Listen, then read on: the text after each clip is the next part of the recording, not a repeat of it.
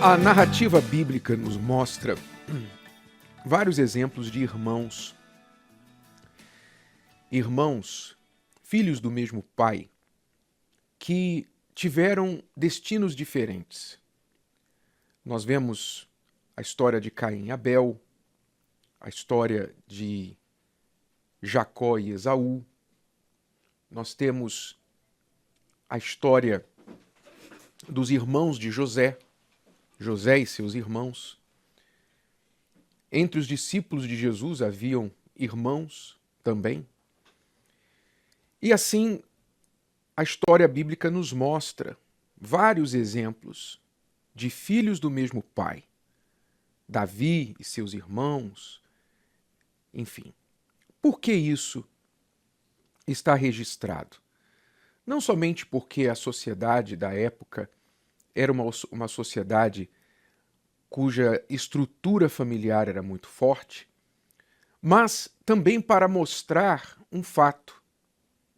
Quando Deus nos deixa a história de irmãos na Bíblia, e Jesus também fez questão de deixar registrado, por exemplo, a história das irmãs Marta e Maria, novamente, duas irmãs, mesmos pais, porém comportamentos e resultados diferentes, é exatamente para ilustrar a situação do Deus Pai com os seus filhos neste mundo.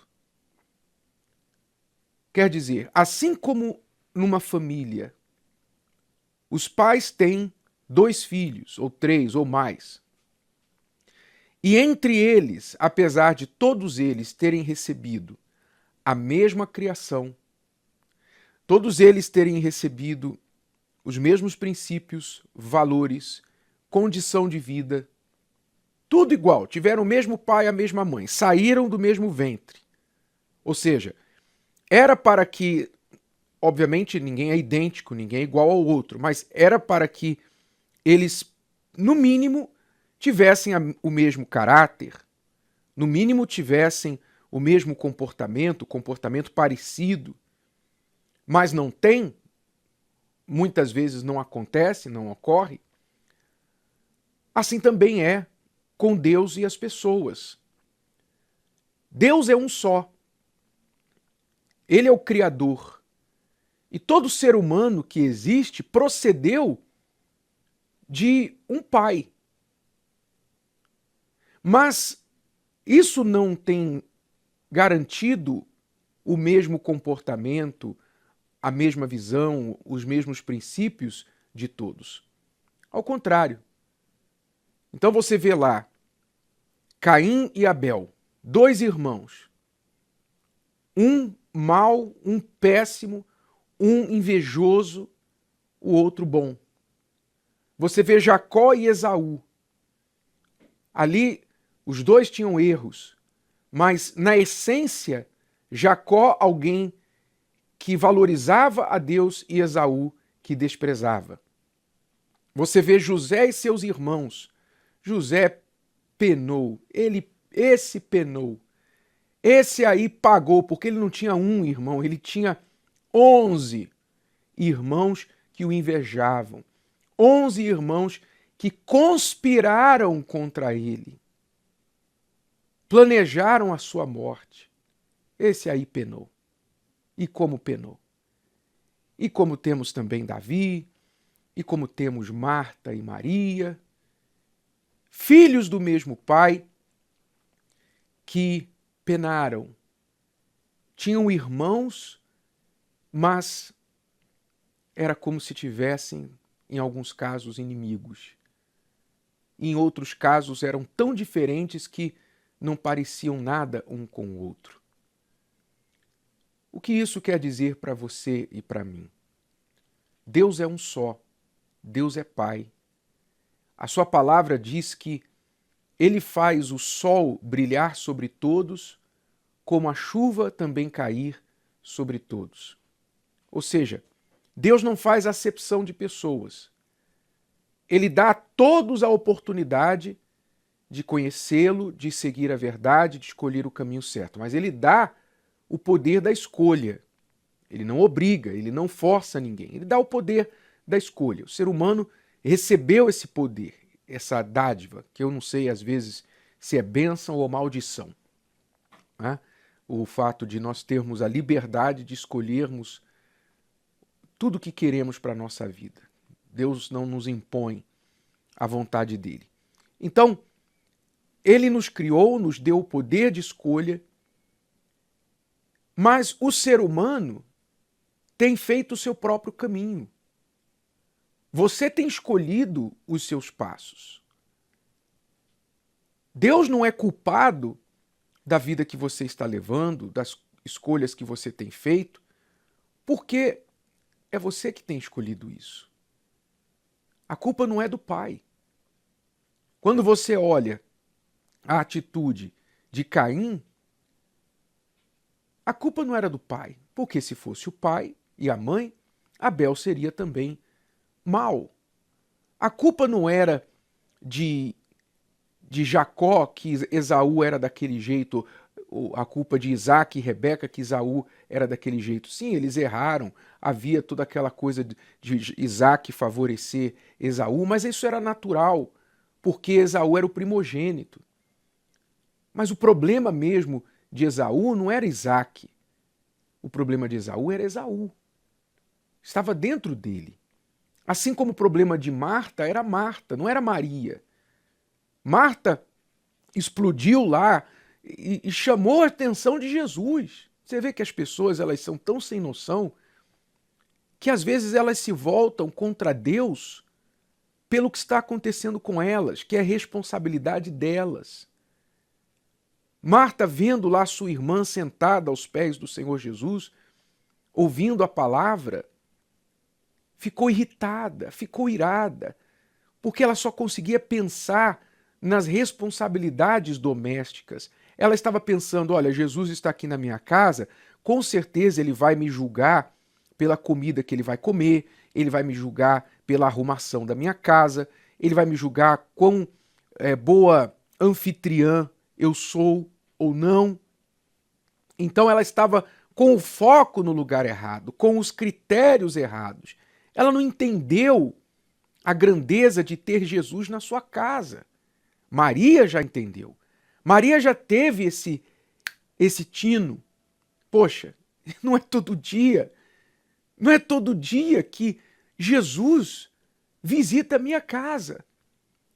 Este homem, este Filho de Deus, que abre a boca e as pessoas são mudadas. Eu não posso deixar passar essa oportunidade. Eu vou aproveitar cada minuto, cada segundo dele aqui e vou ouvi-lo. Então ela se sentou aos pés dele para ouvir as suas palavras. Mas aquilo irritou Marta. E Marta, então, invadiu a sala onde eles estavam, onde Jesus falava e Marta ouvia, e falou com Jesus: Senhor, não te importas que a minha irmã fica aí sentada e eu estou aqui atarefada, fazendo tudo sozinha? Dá ordem a ela para vir me ajudar. Quer dizer, ela estava com raiva de Maria e ficou com raiva de Jesus, porque achava que Jesus ia dar razão a ela. Mas Jesus, na sua infinita sabedoria, falou: Marta, você perdeu o foco totalmente. Você perdeu o foco, você não sabe o que você está fazendo. E assim tem muita gente com foco perdido. Muita gente irada com Deus e com o mundo. Irada, amarga, culpando a todo mundo, atirando para todos os lados. Eu sou infeliz porque o fulano fez isso. Eu sou infeliz porque o Beltrano não me deixa ser feliz, não me deixa ser o que eu sou, o que eu quero ser. Eu sou infeliz por causa disso, por causa daquilo, porque Deus, porque meu pai, porque minha mãe, porque meu amigo, meu vizinho. Mas você deveria saber que essa amargura que você tem, essa revolta, essa tristeza que você abriga dentro de você, na verdade, é contra você mesmo. É contra você mesmo, porque você é o responsável por essa vida que você tem. Eu sei que o mundo tem um discurso, hoje em dia, o discurso deste mundo, o pensamento mundano, o pensamento diabólico deste mundo, que domina aí a mídia, que domina as notícias, que domina a cultura popular, as opiniões, as redes sociais. O mundo diz assim para as pessoas: você não é feliz porque há alguém que te oprime. O mundo diz para o negro: você é infeliz porque o branco te escravizou, o branco te escraviza, te oprime. O mundo diz para a mulher assim: você é infeliz porque o homem te oprime. O mundo diz para o pobre: você é infeliz porque o rico te oprime, o rico te explora. O mundo diz para o homossexual: você é infeliz porque os héteros te discriminam. E assim por diante. E vão falando, os discursos vão colocando dentro das pessoas o ódio contra as outras, responsabilizando as outras pelas suas infelicidades. Aí você vai dizer: mas é claro que existe racismo, é claro que existe machismo, é claro que existe preconceito contra homossexual, homofobia, é claro que existe exploração do pobre. É claro, ninguém está dizendo que não existe. Sempre existiu, sempre vai existir. E se você for falar de preconceito com nós da Igreja Universal, nós falamos muito bem essa língua. A língua de vítimas de preconceito. Mas nós não nos fazemos de vítima. Nós somos vítimas. Diariamente. Mas nós não nos fazemos vítimas. Porque nós temos a consciência de que Deus é maior. O que está dentro de nós é maior do que o que coloca o preconceito contra nós dentro das pessoas. Então nós não vamos ficar nos vitimizando por causa do preconceito das pessoas. Porque quem está no controle das nossas vidas somos nós e Deus. Então é isso que você precisa fazer. Entenda, Deus é Pai. Ele dá a todos a oportunidade de ter uma vida feliz, abençoada. Mas você é que faz a escolha. E você pode ter um irmão do mesmo sangue, uma irmã do mesmo sangue do teu lado, que recebeu a mesma criação, recebeu tudo igual. Você vai à igreja, você ouve a mesma palavra que o pastor prega para você, é para todo mundo. E que prega para todo mundo, prega para você. Mas os resultados na vida das pessoas são diferentes. Porque cada um faz o que quer com aquilo que ouve, com aquilo que recebe. E o que você tem feito com o que você tem recebido do seu Pai? Gostou? Que tal ouvir de novo? Ouça quantas vezes precisar, até que este conteúdo faça parte de você. E não se esqueça de dar o seu like, comentar e compartilhar. Até a próxima!